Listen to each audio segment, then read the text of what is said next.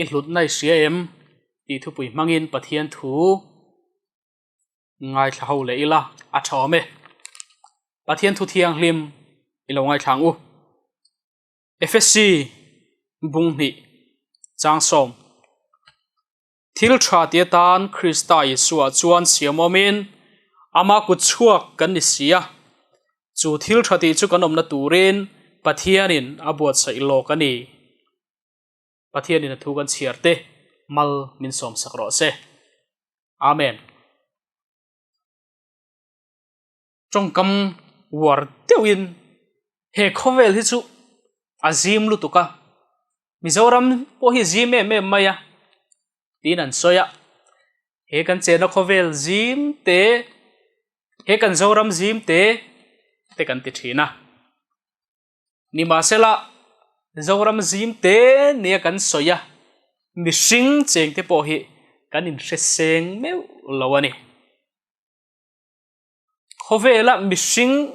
zong mai phei chu in riat sen ngai na hi om lem lawani ti hi thil chiang tak mai ni he khovela hian mi sing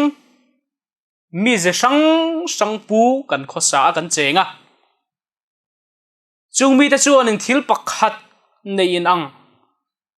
kan neya chu mani kan in ngai hlu thewani mani kan in ngai hlu em maya ni ma sela mani kan in ngai hlut pia lama chuan kan du ber mai pakhat chu mi in min ngai hlu se ti hi ani thin thunga ni mani kan in du to ke me ma kan that na te kan dik na te kan mu thina kan moi na te a kan mela enge ni that na om ve chete te kan thil that ti chun te kan mu liana ni ma sela khang zong mai kha mani chaw sia thi kan lo du ber mia lo mai hi lo ni a mi in min siat pui ve sela mi in he chu min ngai hlut pui ve sela tin ke ma po hi mi in min ngai hlu se ti hi kan du dan ani thina ni tu lai khovela changkang to a thiam na te sang e me ma ten in cheina po kan sanga mitam ber hianen tum kan neya chu mi mit la kan tumani lar hi kan chak em thina ni mi chen khat chu anin chei na sa thei khop maya amak sak thei ang berin anin cheya hanen che chuanin helai mi chu a in chei dan chu van mak em he tiang hi na in chei ngai monile ti turin anin cheya ngai tuana kal thui deuh chang phei chuanin he tiang in chei nai chu nakina hun lo om tura he tiang vek hian kan lein chei mai thei ni ti thei turin mak sak pui phuin khanin chei thina ni chen khat chu taksa lan tam lo lawin a feng ching an tiang deuh khanin ching tak mai ten kan hanin thuama kan taksa tam theiang ber mai van tlang mit muwa kan tilanga ni ma sela kan taksa nia khan chu kan thu ani mi mit lak hi kan chak ani tin mi then khat ve thung chu anin mi pon an ti ve tho thil tha sang mai dekha mi mu lo hlau lu tukin kan tlang zara kan thil thati zong mai tarlan vek mai kan tume moti turin kan the dar chuai thina ni ma sela chu chuanin a chang chuanin thil tha po ra tha po a chu mai thei midang te thil tha ti ve du na anei tirani lau chuanin alom oma ngai ta ila social media kan mangna sa ema ta chuanin thil kan post thina ni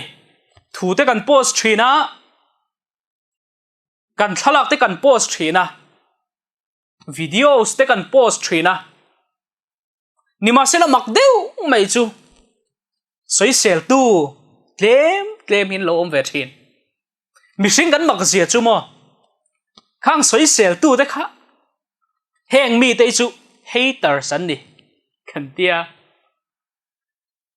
ani hian min hongoi ngoya kan ngaya adik lo na la en ron soi te kha ani hi chu a hater san ni sim sima enga ma ngai chin ni lo a hawe mai kan tia chen khate ro chuan in kan thin rim puya kan du ber mai chu khang thil sang sang mai kan post chua kha trong kam thum tak mangin min ron fak sela mo ani hian min ron fak sela min ron choi moi sela min ron ngai lu sela ti hi kan dil ruwa a om thina ni tero chu tianga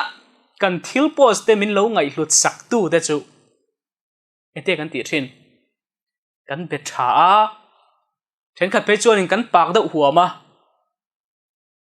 alom omani min ngai hlu tu te hi an lom oma ngai hlut let ve te po an chak omani tero nima sela min ngai hlu tu kan zon na sat lu tuk na hianin kan nun hi achang chuan ang nguai deuh lo mo tero Facebook han lu tila ta chuanin caption an han siama lan chiat na zong zong ne nan tia nima sela lan chiat na zong zong nen kan tia kan han po sakha kan phone kan han ena kan lan that ve na deuh nia kan siat kha kan po sa lan chiat na zong zong nen tin caption ate kan siama mak kan deuh ani chen khat ve thung chuan in zan rei taka po san han siama zan rei to e mai mo mutui phot u kan tia kan thalak te kan han da te la ni ma sela mu ta lem lo chuanin tui nge lo comment ang o tin tui nge lo fakang le tu nge lamu su ka langai che lom ron tiang le ti hriat chakin kan phone hi kan en thina ni chu chuanin kan nun hi ate limani chuanin a lom om lama ngai ta ila chung zong zong mai kan ti chan e ro chu eng dang hi alo ni re lo maya min fak sela he pa hianin min fak sela he nu hianin min choi moi sela ani hianin min ngai lu sela ti hi kan ril ruwa a oma mi fak na kan hriat chak em awangin buai po kanin huam viau ani tuna chuanin kan khovel hi rala tanga in bum na tuala a chang to tila kan soi sual lawang engwa mo kan ni na bakin kan in pho chuaka kan ni na ba ka lan kan tum thewa mi te na enga ma an ngai lo ni hi kan du big lo mi ten min ngai sang sela min choi moi sela min ngai lu sela ti hi kan du ber ani pho thin nun be dong em mai an om thin ni ma sela chung mi te chuanin mak deuh mai in tulai khovela chuanin kan hlim der thina kan thalaka po kan hlim lai ber kan post thina kan tha te po muang der thin nia mole kan mel te po kan han chei dang lama lan that deuh kan tuma ataka kan mel zong zong mai pai bawin kan mel te kan han siam tha a poilo tura nga yang thil lang reng ro chu mitam zo hian za pui kan nei ani mitam zo hian za pui kan nei thin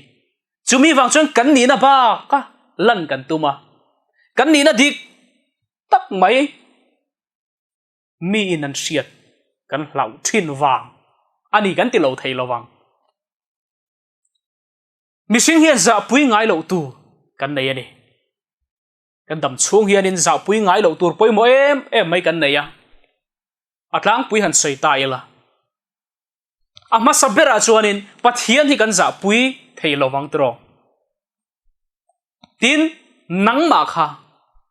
ke ma hi ka in za pui thei lawang in za pui thei lawang nang ba kha in za pui don lang chuan khovel hi mungam don mi tro chumi pialama I chung kwa za pui re re su heng thil pathum te hi za pui lo turin kan ngai tu na in manglok te ang eng vange chung kwa hi ka za pui lo wang mi chen khat chu ke ma nge poi kan ni mai thei ania mi chen khat chuan in kan chung kwa te kan za pui thina eng ma kan ni si lo ke ni chung kwa chu mi ho sa kan ni lo wa mi re thei te mai kan ni a mi te poina enga man ngai lo kan ni ti in chung kan ni na o kan chung kwa chu kan za pui a kan chung ko mem ba then khat kan mu phei chuan in a rui thei thil ten lo ti ni phei chuan ma lo che boy ve de u thin an ni phei chuan in kan za pui em mi zinga po an ni kha tar lan kan hu phur chang aum ve thin lo mo dro ni ma sela thil chiang deuh mai khovel thila po lang chiang reng mai chu hai ni chung ko in ngei em chung ko in za pui ngai lo chung ko in lungrual chung ko in mangai te hi hau sakher lo ma sela ret hei te po ni ma sela mi nan za tlat min an za ong an ti thin tlat ani ti hi kan siat atan ka du ni mi chen khathian ngai tua le te ang kholai an lenga pa tam tak po an niang tlangwal te nula te po niang nu te po kholaya kan han leng chuaka ta chuan in thian te bula kan han thleng ta kan hlimem maya kan nui bok boka fiam thu te kan thoa kan in fiam bora ti chuan in le thian te nena kan in kom hun chu lo top ta kan la tur pahat kan la nei chu ho ni kan ina kan chen pui te kianga kan ho don ta ti chuan in chen pui te nen kan va thlenga in chung kan han lut chu thian te bula hlim em thin kha thian te bula nui bok kha in chung kan han luta thin rim kan tum hal ringota biak hu phurom khopin voina nge ilen chona chanchin voini thil ti enge chanchin ti po zo hu phurom khopin in chung kan han lut chu kan tum buawa chung ko lim na hi om lo ani tero mi then khati chun makania khopo khata chuanin pa fiam thu deuh mai hi a omani fiam thu hi adu em maya asoya mi puyom khom na khanin asoi na sa thin khopa kan hlim pui kan nui pui bo mai ni te chuanin a pia deuh ka vaina du pakhat nui ve du vak lo hi lo oma aderin lo khui ve suk thin ani nge tinge ni ngo ka dia zana chuanin anina kan han leng chu makasin pahlim thei deuh mai ni kan siat fiam thu du deuh mai ni kan siat kha a in chunga chuanin fiam thu thiang lim po chak sok du lo re nau pang te kha afa te po kha ni sela mangai takin ama chuan en kolain ti mai theya kan thlir na chu adang deuh po ni mai theya a vin khur maya anu pui te po kha duat takina ko lo re vin khur maya ring deuh deuh ina shok chiam zel maya mak ani chu tiang mi chu kan omemo chu tiang mi kan ni chuan kan sim awa thave thian te bula kan lim lai te kan lom lai te khan in chunga kan chen pui te chuanin thil pakhat an ngai tu ve thawang chu ka pa kha ka nu kha ka u nau pa ka u nau nu kan fa nu kan fa pa kha a thian te zinga chuan a hlim me ma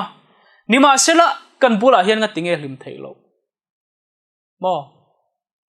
kholai kan chuana kan hlim em lain kan ho hun hi kan nu pui fanau kan chen pui ten an ngak hlel lo lu tu kanga ka paron ho lo chu lo mom hle mai kan tlang wa lo ho lo chu lo mom hle mai in chung po are huai mai ten lo tiang ti hi a lo o mani chen pui ten na lim taka kan om lo chuan kan mahuna hianin an ni lo chu min boi pui tu ranom si lo wa min boi pui ten phur lo wang ti te lo oma kan rong bol na chang sanga hian lim takin kan chuak thin po ni mai thei ni ma sela in chunga chung ko lim tak kan ni si lo chuanin enge om zio mang tro midang bula nui huwa a huwa mani in chunga tum buaw reng mishing te hi kan omani chuan kan sim anga yani engwang mo kan pathian thu chuanin ti hian min shilani timothy thon khat bunga changria ta chuan tu po mani chung khat leina te ngai sak lova mani chen pui chung te ngai po ngai sak lo chuan rin na an phat sanani ring lo mi a in an sual zok ati mani chen pui chung te po ngei thei lo mani chen pui te po kho sak pui thei lo rel reng mai soi chereng mai in hau pui reng mai eng ma po soi pui thei lo kan ni chuan chung mi te chu kan pathian thu chuan eng tin nge ti rin na an phat sanani chung mi te chu pathian po shelo pathian om po ring lo mi te ain an sual zo ka ti ani chumo pathian rong bol in ti em ko san le khotlanga in mang em po ni mai la mani chen pui chung khat te kan ngei thei lo ani chuan ring lo mi ain kan sual zok ti hi kan pathian thuina min sil dan ani voi khat chun ti pa upa pui to mai mystery hi oma in hi sa thina mi hnuaya a thoka in tam tak asani antiani ti chuan in le in chu asa zela voi khat chu ban adu ta ka upa to sia tia ban adu ta ni ti chuan in an ho tu pa hne na chuan kala kapu hei ka kum te upa to a tuna chuan in kanu pui fanau te nen hianin ha chol te poka du ve to a nu pui fanau te nen a hun tha man te poka du ve to hun thol nei te poka du a chu wang chuan in ka chol hi min rem ti sak to mai lom ni atian i chu apu chuan a lo sha thiam khop mai a nang beri chol chuan in atian fak luama ma se ati i chol tak tak dona i pension tak tak dona ni chuan thil pakhat min han ti sak te voi khat chau in min sak le phot mai te atiani chu pa chuan in ole ati ve mai boka hnial hre sia in chu asa tran ta a man moe ma wangin chola chak to lu tuka a man moe ma wangin a in saka po chuan ril ru pe lu tuk lowa bung ruwa te in chak sang mai te po kha a tha ber la lovin thalem lo te po a manga akil beizela uluk lem hlei lovin siam puat mai ni chumi wang chuanin sakpo asa zo ma renga a sak zo nu chuanin apu hne na chuan kapu hei ka sa zo to e tuna chuanin chol ka nei thei tong te ro ati chuanin le pu chuanin chol i nei thei to ang ma se thil pakhat hei rinom takin hnai thok thina i thiam na te poi ka ngai hluwa eng ma thil tam tak ti sak thei che ka nei si lowa tuna in sakhi I duang thala I sakahi I tan ka pedon che ni he in I sakahi I ta turani atiani mo ma se magde umain chu putar chu ahlim re re lo anui re re lo thil sia ta nei ni kha in kha ta turani ti se lo wa chumi wang chuanin du da deu mai na sa uluk lem lo wina sa kha ina chen kha achak lutuk lo ani an tia ni chu tiang chia chuanin ke ni hi chung kwa kan ni ya khi sen in zom kan ni chuan in kan same kan ni kan mahuna hianin thil sang sang kan tok don buai na te po kan tok anga lim na te po alo thengang lungai le lom te po alo la thengang chumi huna chuanin in pui bom tur kan ni ya kan mahuna tan hian tuna hianin kan in buat sayani ti hi kan siat angai ni tuna hianin in kan sa kan malam hun ngai tua mia lovin kan thil chan ve thei sang sang mai kan thil tor ve thei sang sang mai ngai tua lek lovin mani thu thuin kan kalang ti hi a lo omani in lungrual takin uluk takin chung kwa chu tang hoela thil poi mo em ani chu chu chung kwa kan tan ho hi angai ani kan chung kwa kan chen puite za pui thei kan ni lo an ne na lo chuan kal na tur hi om lem lo midang ne na mi sang ne na van lut mai la min mangai o mang dawin om thin ma se helai kan chen puite ai khanin min mangai na kha asang thei lo chu chu kan riat rengatan ka du ni mani chung kwa hi tu man za pui lo te angu ole isu Krista kha khovela eng wangeron kal kan ti chuan mathai bung kha chang som ni pakhata chon ti hian a soi ni fapa a singanga a minga isu a isang ani chuan a mi te chu an thil ti sual laka a chandam don sia atiani chumo zona bung thum chang som paruk a chuanin ti hian a lo soya pathian in khovela mangai em a chuti chuan a fa pamal nei chuna pe a ama chu tu po ringa piang an boral lova chatuana nun na an nei jok nan atiani he isu Krista khovela ron kal chan hi tu dang wang mani loven kan ta na ni ke ni misual te ta na ni thain ti em te tan po ni tho digle tha felin ti em te tan sualin ti em nun beidong ngoi te tan isu Krista hi aron kala thil sual tam tak lo ti maila ni na sual nei maila chung zong atanga min chandam turin isu Krista hi alo kala ni eng wang mo min mangai lutuka kan boral aphal lova chumi wang chuanin he khovela hian aron kalani he kan pathian hi tro leile fana ro rel tu engkim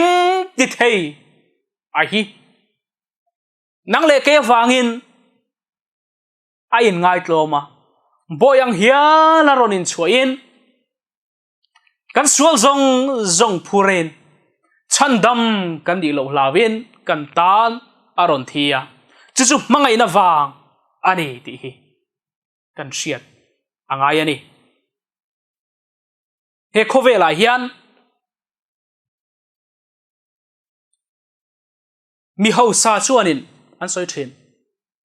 mi hausa chuanin poisa te chu eng mani lo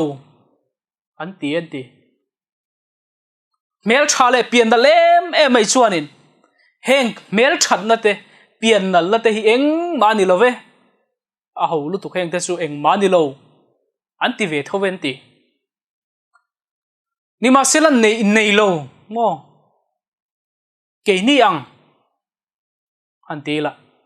ke ni ang mel thalem lo mo soi war tho phei chuan in min han soi du tak tak selang chuan in he pa he chu mel che ultra pro max ani hi anti tur khopa mela chuan tur nei lem lo din muna po chuan tur nei lem lo puk sak aya pek bel ngai reng te chuan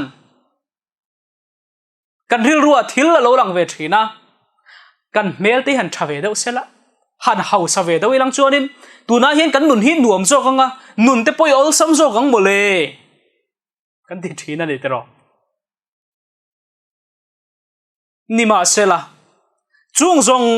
zong mai chu mamo in cheviau mai la kan ni na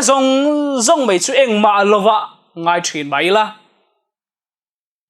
mi sing he chu kan mak khop mai kan thil nei lo piang hi kan ot mai a nei bel zel hi kan du thina ni du am na te hi amak khopa number anganian ti number hi chu atop theilo ven tia chu tiangin du am na te po hi top theilo ni om takani mi sing hi chu kan du am em mai a mani ma kan siala kan thil nei lo te nei zel kan tuma kan dam chung hianin du am hian chin tok anei lo ani ni ma sala chung mi te tan chuanin isu Krista hi aron thia kan tan ron thia nang le kai hian eng wangin nge kan pathian hi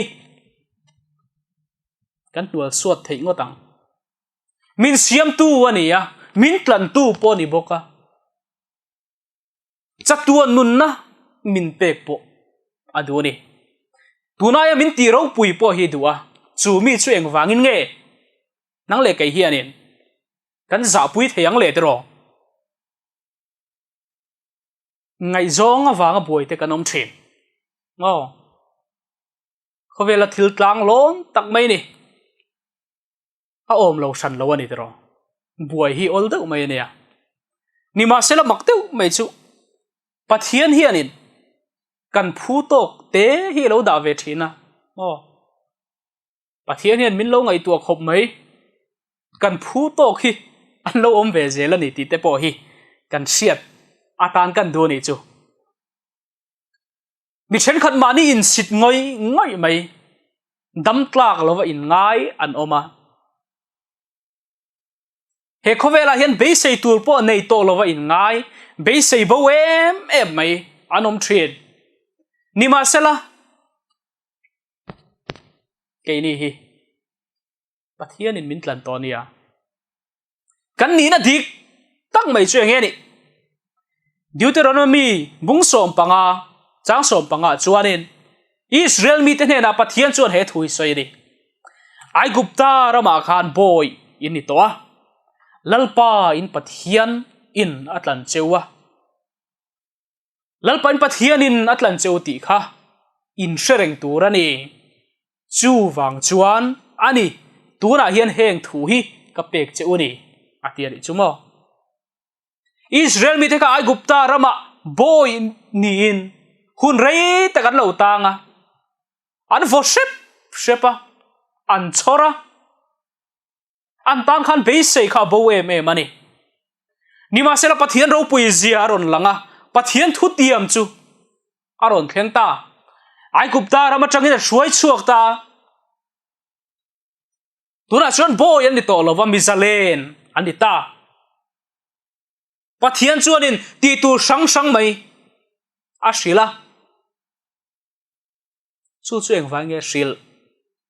eng wange pathian nung an zoya eng wange pathian in thu apek lalpa in pathian in atlan cheuti kha in shreng turani ti ai kupta raman shom na sang laga changin pathian in a shuai chuak to a pathian in a shuai chuana kha thei hi lo turin lalpana duni nang le kei po hi tuna kan din mun hi ngai tua ta yela kan ni na dik tak mai chu hei hi ni setana phuar na lakata chatuana boral tur chandam ngai shemmunat kalmai tur rakha lali so Krista chuanin min tlan to a kan pathian chuanin fa ni na min pe ni Isu Krista thisen atlan to kan ni ti hi kan siat angai ni chu nang le ke hi kan ni na dik takani Isu Krista thisen atlan inia Isu Kristan mangai taka eng kim huama atlan kan ni leile van lal ber eng kim siam tu thisen a lei ngat kan nia he khovela hian a aya lu a don em ni tero mi chen khat chuanin thi hi kan han she lo mai khopa kan nun te po hi kan ui lo reng kan bei don lu tuk chuan chen khat chuanin tur te kan eya mi chen khat ve thung chu kan in khaya tro lei silo van silo in kan in khaya kan nun a bei dong lu tuka dam po kan thlal lova he khovela hian be sei tu reng ma ka nei to lo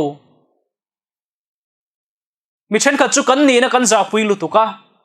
kai chu ka mel te hi a tha si lova ka din mun te hi a tha si lova mi te ang kan ni si lova thiam na le fin na po mi te ang kan ni lova rual po ka pol lova ni kai chu te in kan in sitem ema kan ngai tuana akal thui po le kan be dong emoti mai tu ren kan nun angoi thena ni thi thamua na hi nei a olani ang chu Isu Krista tel lo poin thi thamua na hi an nei fo mai Isu Krista mangai na se chiang lo te poin thi thamua na nei tlat eng wang mo dam man chak to lova dam an thlahel lei thei lova ni tero nima sela nang le ke hian mamo kan nei kan nu na lo be dong em mani poin kan lo chaw ani poin hei kan hriat angai ani nang le ke hilal pa thi senatlan leile fana lal ber thi sena leito pathian ina kami ka mangai katlan sa tia min soi to kan nia eng maui lovin eng kim huam atlan te kan ni ti hi se thar le te ang zona poimo deu in zotila he khovela hian dam chan tur kan nei to lo kan ti la hian thi thamuan na nei ne kan in soi la hian dam thamuan nei kan nei em tuna hianin pathian ta na thei top chua du na thin lung te kan la pu em thil thati du na te kan la pu em dam thamuan na kan la nei em kan nei lo ani chuan pathian kan buan na sat awangai do ne dam thamuan na hi pathian ne na hianin dil thinang che khovela hian be sei tur om lo mo kan ti lai hianin be sei na hi abo lem lo ani voi khat chon ti zirlai buai em thin te hi an phun maya ke chu ka na ka buai thin lu tu atiani le khazir te po khan ning em thina te chuanin le an ni na te kha an sita mi then khat mi bi kan mu te khan ani chu le kha thiam thei bik sia an tia an mani nin sita ke chu ka be vengial po in eng ma kan ni lo an ti mi then khat ve thung chuan ke ni chu kan re thei lu tu ka kan din mun a niam lu tu ka an nei ang so ka nei zo ve lo ani an tia an mang ang ani an zir tia tu pa ne na chuan an tlu lut ro ya an har sat na sang mai te kan soya an phun nuwa mai ni an tia ni ti chuan in le an zir tir tu chuan chu ti ngai in om chuan in heng coffee te in ula thingpui te han in ula ti chuan in ril ru ha te por e te wang atia no sang sang ala khoma no chang kang tak mai ala ni ti chuan in no chedeu mai pakhat po ala tel ve a ta chuan in coffee tui tak mai chuan siama chu chung khat dian mai ni zirlai te hna chuan in tuna chuan in coffee hi ron la tor ule atita zirlai te chun ron kala phunwa nu chuin coffee chun ron la an la zela coffee chun la zela atopa chuan no pakhat abang ta no thalem lo tak no man tlom a quality po a che le mai ti siat ngoi mai kha abang tlat mai ni zirtir tu pa chuan he thu hi silanin ti coffee ka peng cheu ka ti ya o in ti ya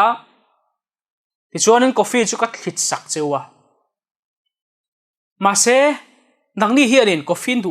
tak lo nge moni don ni no chang kang zong mai kha in la zela a tha kha in la zela in thlang zela no cheber mai hin hu chiani ma se ka sil du cheu hi ni ati khang no chang kang a om le helai no chang kang lo taka coffee om hi a tui da na in ang reng ani athiani chuma mi chen khat thi chu dero kan pon lam lan dan te kan din mun te kan thlir na sal tu ka thil poi mo ber mai kan thin lung hi kan chung ril hi kan ngai tu nep thin lu tu ka he hian in min ti chau thin ani ti hi alang chiang viau ani dero min ngai lu lo viau po ani mai thei mi ne nga ma po min ngai lo ani mai thei ni ma sela kha kan ni na dik tak ani lem lo kan ni na dik tak mai chu pon laman lan moi na hi ni lo wa chung ril moi na hi ani ti hi kan sia tangai ni pon lam moi na te chu tro a chuai zung thina ni ma sela chung rila moi na chung rila du om na hi chuanin chatuan adai thei ania he khovela pon lamak moi na kanin thuam na kanin cheina zong hianin chatuan adai lo kum khua dai lo ni ma sela kan chung ril kan moi na pathian tlan kan ni kan hriat na sual zong mai kan sim na heng zong hi mi ten selo ma sela lalpan na hria chuanin ilomang u eng wang mo vana kan ming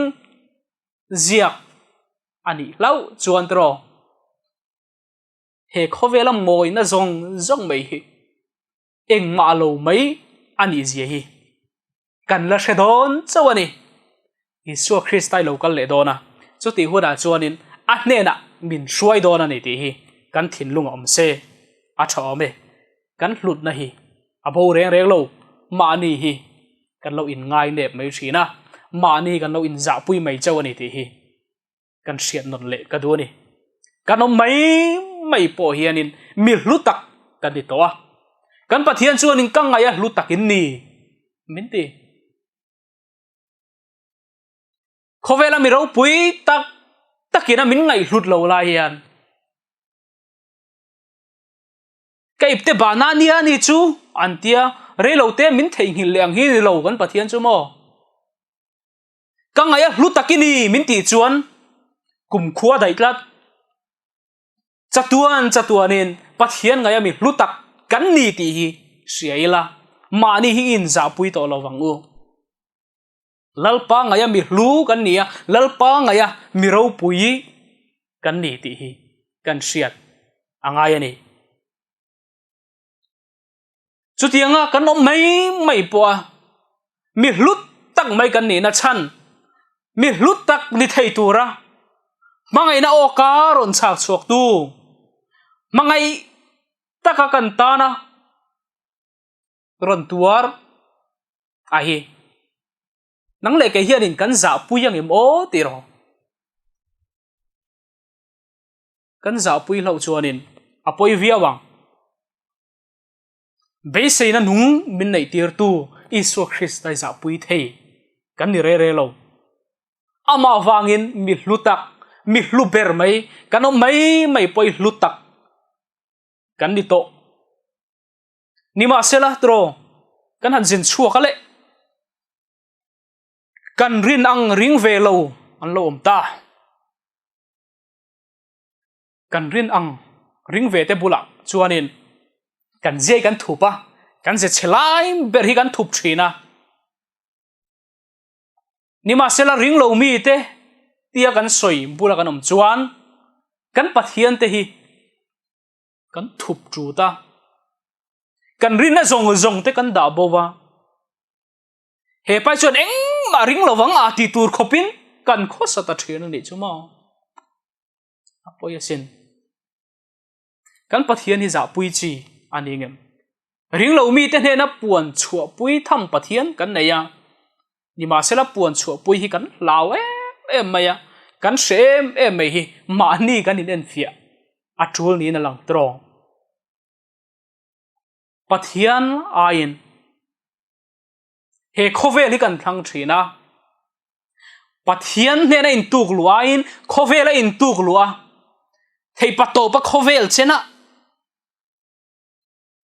lulam le mong lam po shelo le ka tal buan mai hi khan chak thina ni tro ni ma sela chu kan ti tu an reng lo ani kan pathian hi za pui chi ani lo zora bung som panga chang som paru ka chon ti hian min sila nang nin mi thang lo keiman ka thang zo ache u ti nang le ke hianin pathian kan thlan ma hian ani chuan in min thang to a ama po kan hriat ma hian ani chuan in min thang dei to ni chu kan thin lunga riak reng sela min semia lo tu ni lovin min siam tu min mangai tu eng kim huama kan ta na thi kan ta na tuar khanin min thang to ni ti hi war takin ka soi do ni thuziak tu pakhat chuanin isu Christan kan ta na tor na serte akuta an kil na ser zong mai te ana kan chun na serte khang te kha eng ti ka ma re ve to don lo wani sual nu ma la om reng tur chu isu Christa mi sing de ta na ator na sual nu ma khani ti in asoyani voi khat chu nu pakhat hi a oma a mel che em maya a mel te chu sorbol em maya a kut te po chu a moi lem lo wani han en mai chuanin kang bang ni om tak mai he ni a din po dingil lei thei to lova akal kun troi zel mai ni chunu chuanin fanu nula anei ve to a an nu fa in an khosa ni chuanin le tum khat chun ti sikula hian nu le pa atue mo zok sikula kal tur ani e ti kha zer tir tu te thu chuak ani wangin sikul kal tur chuan Jupiter chu ain buat saya akal lo chu poisa tam tak choi tur ani wangin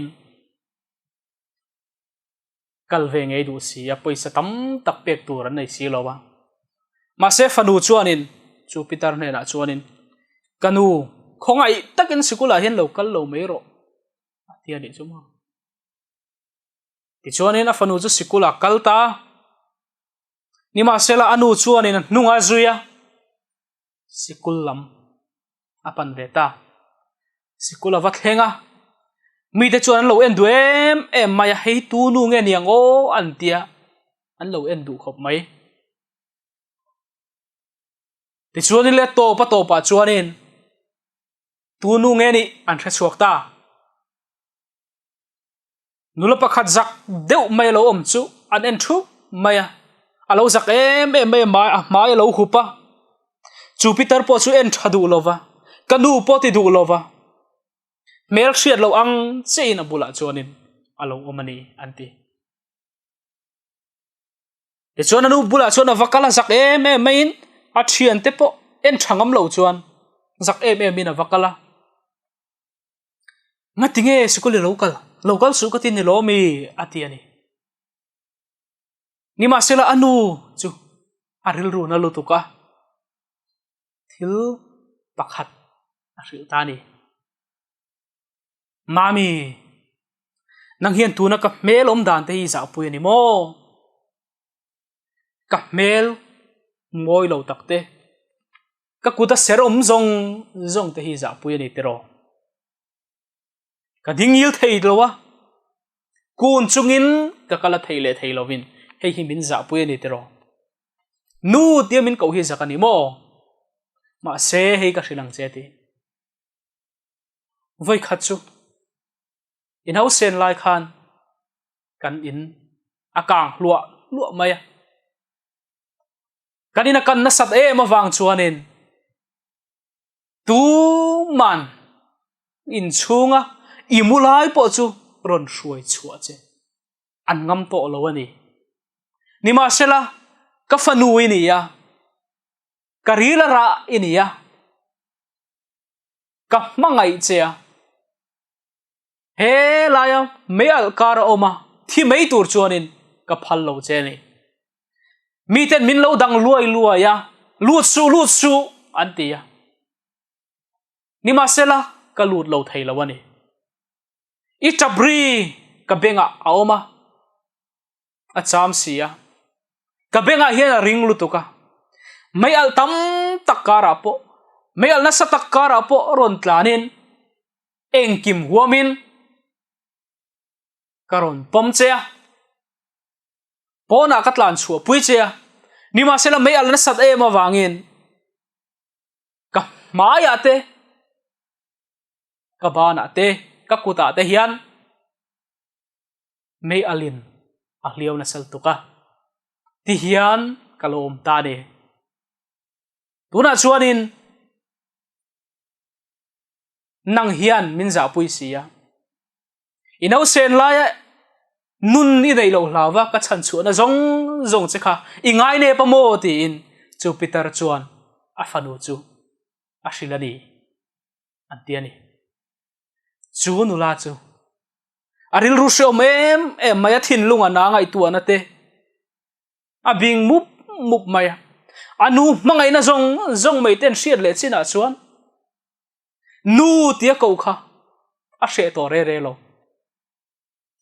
thian tam tak te khan lo thlir ma sela kanu tin akwa vong e antiani chu tiang chia chuan he kan pathian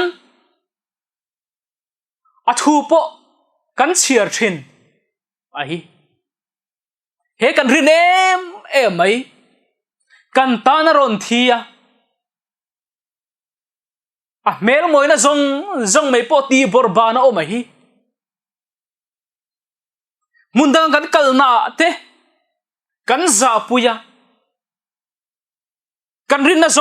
zong mai te kan da tha mi ni pathian tu nge anti po in soite po kan hria hi lang chu tero nima sela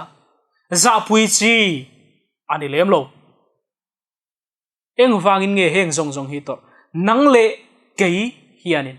chatuana nu na kan nei theina turin athia a mel moina zong mei te po abawani ti hi kan hriat ka du ni kan pathian hian misual te pathian ni po azak lova midik lo pathian ni po azak lova tual that to po ni maila ru thin po ni maila kan pathian hianin a hne na kan tong tra hi a phal lu tu ringot kan sual zong min ngai dam hi adori he khovel mi te hianin min en san ro se he khovela chuanin kan chan tur po alo ni mai thei ni ma se la thil poi mo ber mai chu pathian le ke ma in kar hi kan ti fel angai ani kan pathian ni azak si lova chuwang chuanin a hne na ngai dam kan dil te po hi ava tu lem mangai na nen min kuang ku adon ani isai bu somli pathum changli te kanen chuan tero kan pathian chuanin kangaya hlutakin ni minti lalpa ngaya mi hlutak kan nia kan ni na dik tak mai chu Isu Krista thisena tlan po kan ni he khovela hianin chung ko in ngai taka van ram tem lok tura pathianina ada te kan ni ti hi ise thar leng u pathianin kan thu sei te malmin som sakro se amen